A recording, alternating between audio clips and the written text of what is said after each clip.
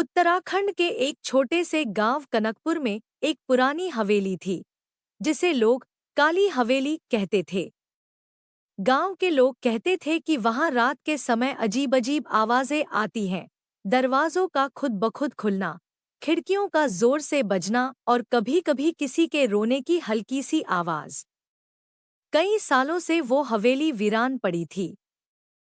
कोई वहां जाता नहीं था, सिवाय आरव के। आरव एक 24 साल का नौजवान था जो दिल्ली से पत्रकारिता की पढ़ाई करके लौटा था। उसे रहस्यमय कहानियों में गहरी दिलचस्पी थी। जब उसने गांव के लोगों से काली हवेली के बारे में सुन, अगर डर सच है तो उसे समझना चाहिए, भागना नहीं, आरव ने खुद से कहा और एक रात टॉर्च लेकर हवेली की ओर निकल पड़ा। पहली रात हवेली तक पहुंचते ही उसे सन्नाटा महसूस हुआ, वो किस्म का सन्नाटा जो किसी कब्रिस्तान में होता है। दरवाजा तो पहले से ही टूटा हुआ था।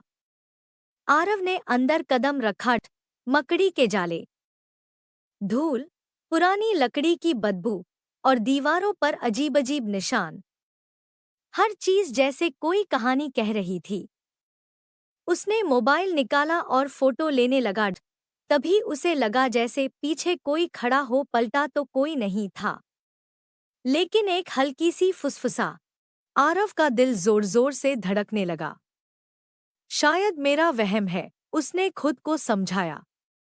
मगर जैसे जैसे वो हवेली में आगे बढ़ता गया, वैसी आवाजें बढ़ती गईं, कदमों की आहट, हंसी की गूंज और एक पुराना संगीत जो हवा में तैर रहा था। राज खुलता है। अगले दिन आरव गांव के सबसे बुजुर्ग आदमी दादा बद्री से मिलने गया। दादा बद्री ने काली हवेली की सच्चाई बताई। 80 साल पहले उस हवेली में राजा वीरभान सिंह रहा करते थे। उनकी बेटी संध्या बहुत सुंदर और होशियार थी। एक दिन उसने हवेली के नौकर रघु से प्यार कर लिया। जब राजा को पता चला तो उन्होंने रघु को जिंदा दीवार में चुनवा दिया और संध्या को हवेली में कैद कर दिया।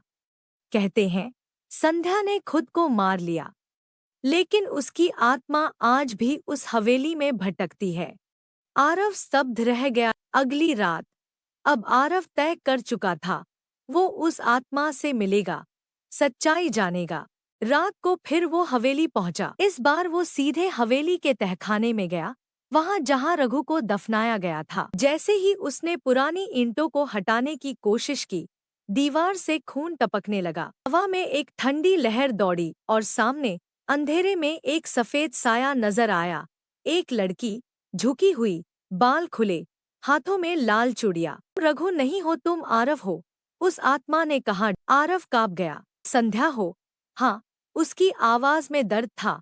मैं हर जन्म में रघु को ढूंढती हूँ, हर बार वो कोई और निकलता है। तभी हवेली की दीवारें हिलने लगी, पुरानी तस्वीरें जमीन पर गिर पड़ी। आरव ने देखा, एक तस्वीर में रघु की शक्ल उससे मिलती थी। क्या मैं रघु का पुनर्जन्म हूँ? आरव ने खुद से पूछा। संध्या की आंखों में आंसू थे। अगर तुम रघु हो तो मुझे मुक्ति दो, मेरी आत्मा को चैन दो, मुक्ति। आरव ने तहखाने की दीवारें तोड़ दी और रघु की हड्डियों को निकालकर गांव के घाट पर विधिपूर्वक अंतिम संस्कार किया। जैसे ही हड्डियां जलकर राख हुईं, हवा में एक मीठी खुशबू फैल गई। रात को हवेली की सारी लाइटें अपने आप जल उठीं और पहली बार हवेली से संगीत नहीं बल्कि शांति की आवाज आई। संध्या की आत्मा सामने आई, इस बार मुस्कुराती हुई। धन्यवाद रघु, उसने कहा और धीरे धीरे हवा में विलीन हो गई। अंतिम मोड़, आरव गांव लौट आया। उसने हवेली पर एक किताब लिखी, काली हवेली का रहस्य, जो बेस्टसेलर बनी। अगर एक रहस्य अब भी बाकी था। एक दिन किताब के आखिरी पन्ने पर किसी ने काले स्याही से लिखा था, मैं लौट आऊंगी।